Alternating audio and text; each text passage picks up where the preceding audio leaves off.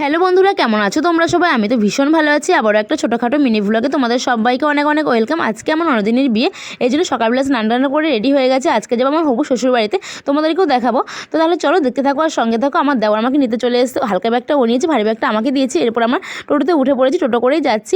গিয়ে তোমাদের সাথে ওখানে কথা হচ্ছে। এরপর আমি চলে এসেছি, এখন আমার শাশুড়ি মায়ের ঘরে রয়েছি।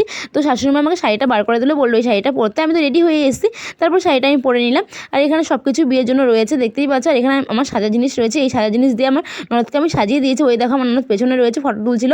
আর এটা হচ্ছে ননদের বান্ধবী। এখন আমরা সবাই মিলে যাবো ফটোশ্যুট করার জন্য। তো গাড়িতে উঠে পড়েছি, আমাদের এখান থেকে অনেকটা দূরে। তো এখানে চলে এসেছে কোবলার ব্রিজ না কি বলে, বেশ কাঠের একটা ব্রিজ। এখানে সবাই ফটোশ্যুট করছে, তো আমরাও করে নিলাম। তো দেখতেই পাচ্ছ, এরপরে ফটোশ্যুট করার পর আমরা চলে এসেছি বাড়িতে। এখন আমরা দুপুরবেলা খাওয়াটা খেয়ে নিয়েছি, প্রচণ্ড জোর খিদে পেয়ে গেছিলো এর জন্য। তারপর খাওয়া দাওয়া শেষ করে ঘরে এসেছি। এখন দেখি বাবা এখানে বৃদ্ধি করতে বসে গেছে, আর এখানে ব্যঞ্জন মানে চলে এসছে। এখন সবাই মিলে যাচ্ছে গঙ্গাতে জল সইতে, মা গঙ্গাকে নেমন্তন্ন করার জন্য। জল নিয়ে আসবে কলস করে, তারপরে সেই জল দিয়ে ননদিনীকে স্নান করানো হবে। আর এটা হচ্ছে মায়ের মন্দির, আর এখানে হচ্ছে কুঞ্জ সাজানো হয়ে গেছে। দেখতেই পাচ্ছ, রাতের বেলা এখানেই বিয়ে হবে।